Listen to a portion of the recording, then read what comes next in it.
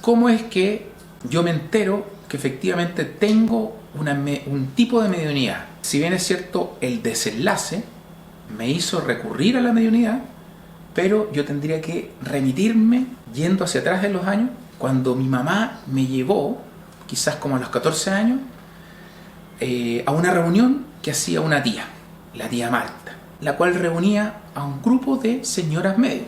Entonces estaban ahí como 5 señoras haciendo una especie de, ¿cómo se llama?, psicografía, en donde canalizaban mensajes y los escribían. Y mi tía me sentó en medio de ella.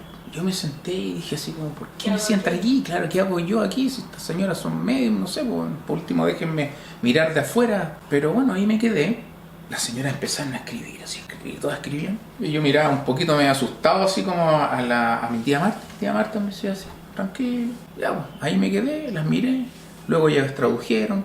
Hablaban siempre como de mensajes medios como, eran medio apocalípticos, ¿eh? Y como medios bíblicos. Bueno, nos fuimos con mi mamá y en la noche de pronto empiezo a escuchar voces. Ahí fue, yo creo, la primera vez en donde le puse atención a esas voces. Y me decían lo siguiente, me decían, tú serás el que se encargue de hacer pasar de este plano al otro a las personas.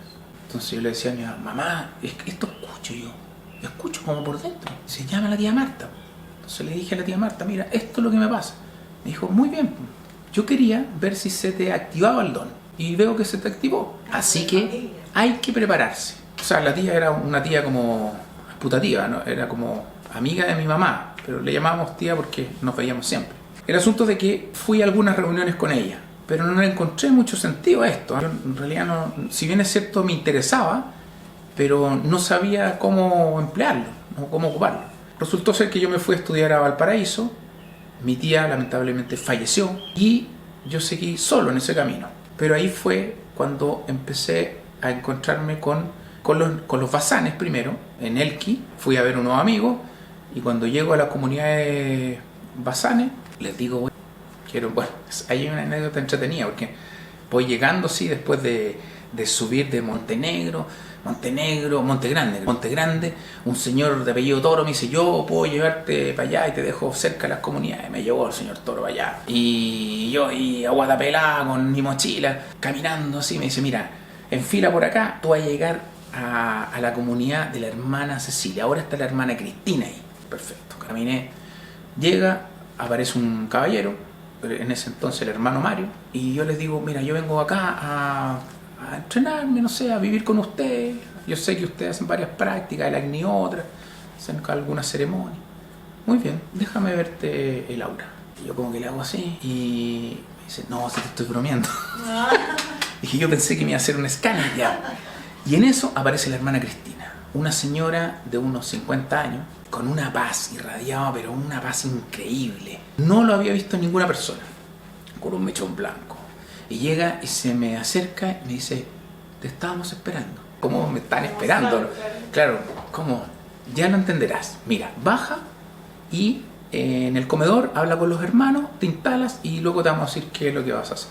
Y en eso yo llego, bajo y mientras bajaba, yo con mi mentalidad de joven, de unos 20 años, universitario, y yo decía, mira, si tuviera 30 años menos esa señora, la diría, pero una mujer ideal, ¿no? Porque yo sentía, nunca lo había visto en una persona así. Y bajando así, cuando de pronto voy llegando al comedor y aparece ella con 30 años menos, con su mirada así, y yo digo, bueno, y sale, era su sobrina. Ella me recibió, estuve con los basanes, aprendí tantra, aprendí yoga, aprendí el Agnihotra, el estado del amor y el sexo, aprendí muchas cosas en esas comunidades porque afortunadamente después terminamos pololeando con ella y me adentré en toda una preparación que me iba a servir por toda mi vida.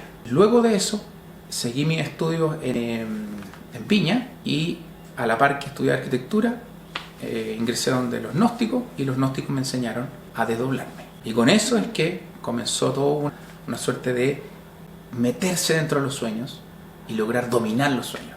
Y por ahí fui desarrollando esto de vivir en este mundo paralelo. Por un lado tu vida física y por otro lado una vida astral. Estuve practicando como 6 años eso. Cuando estudiaba en Viña, mientras estudiaba con los gnósticos, estas voces que yo escuchaba me salvaron 2 veces la vida. Una vez iba cruzando en la línea del tren y un caballero que viene cruzando en contra mía, eran 2 líneas, me dice, cuidado con el tren. Y yo miro y veo que el tren viene bastante lejos. Entonces digo, alcanzo a pasar perfecto. Y voy a pasar cuando por dentro siento el otro. Dentro mío la voz me dice, el otro. Miro y pasa el tren allí. Yo ahí miré por si había alguien que me hubiese gritado, no había nadie, pero ahí efectivamente me salvé.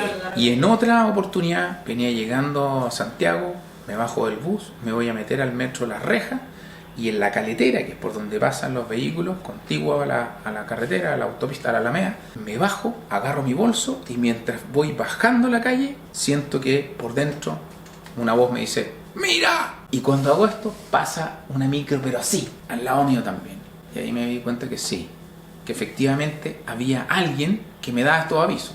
Entonces, efectivamente, claro, escuché las voces, 2 veces me salvaron la vida, me comunicaban que yo tenía que ser la persona que ayudaba a pasar de aquí hacia el otro lado a las personas. Hubo veces donde las voces me decían, esta mujer te va a ser infiel. Mientras yo caminaba con una polola, ¿sí? Y yo decía así como, y de hecho me acuerdo que unas semanas después le comuniqué a esa polola, le dije, ¿sabes qué? Me vas a creer que escuché una voz, me dio la impresión de que era mi bisabuela, y me dijo esto, esta mujer te va a ser infiel. Y me va a creer que ella como que se sintió pillada. Bueno, las voces me iban comunicando esto. Pero para mí era algo anecdótico. Son las voces. Ahora, después de eso, ¿qué más fue? Claro, estaba en la universidad y en algún momento leyendo el Bhagavad Gita, sentí esta sensación como si tú dejáis la tetera puesta, encendida, y se te olvida y tú te vas a acostar. Y de pronto te acuerdas de que la dejaste encendida. La misma sensación de haberme olvidado de un instrumento importante mientras leía el Bhagavad Gita. Y en eso me pasó que estuve 2 semanas escuchando una voz todas las noches hablarme sobre el universo. Yo me sentía agotado.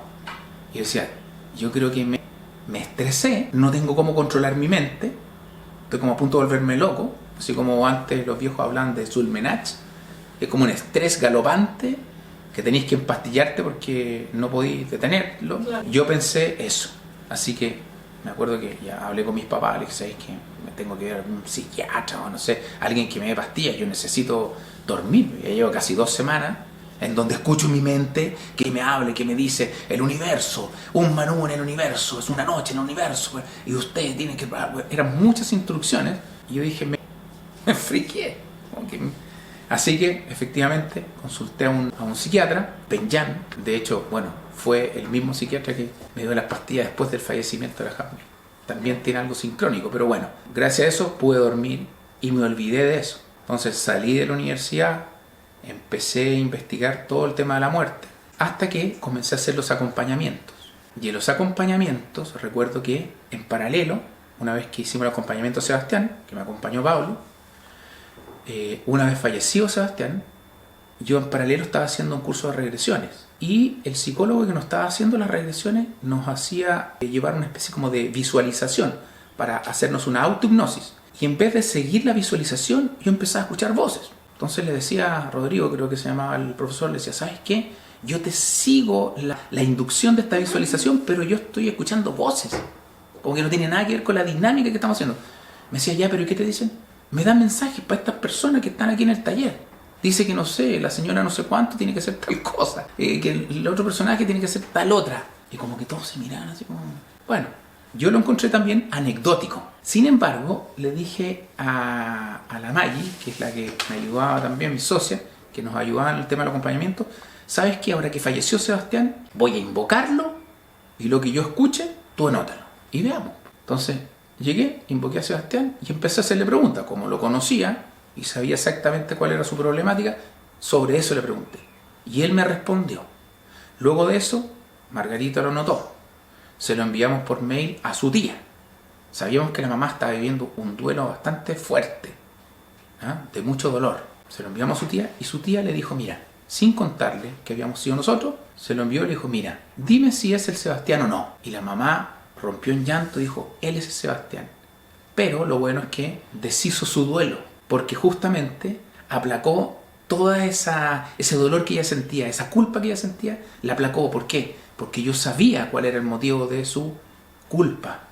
Y cuando se la pregunté a él, para él ya no tenía importancia. Entonces yo decía, sea o no que me esté comunicando con personas en el más allá, esto sí sirve para el duelo. Ya, hasta ahí me quedé. Luego falleció Jazmín y la comencé a escuchar. Luego me sumé al grupo de Medium y ahí entendí que no era idea mía, sino que efectivamente esas voces daban mensajes a de personas fallecidas a sus seres queridos acá, y que el contacto con Jazmín era real. Y ahí efectivamente acepté mi mediunidad, que es clariaudiente. Esa es mi mediunidad. Fundamentalmente clariaudiente porque escucho el texto completo. Entonces me acostumbré a decir, quiero saber tal cosa, y me llega el texto completo. Se trata de esto, se trata. Y es así como he ido desarrollando mis canalizaciones. Por eso es que, por un lado, están las sesiones de mediunidad, pero por otro lado está la canalización de conocimiento concreto. Y ese es justamente el conocimiento que siento que es parte de mi propósito, que es la senda del paraíso.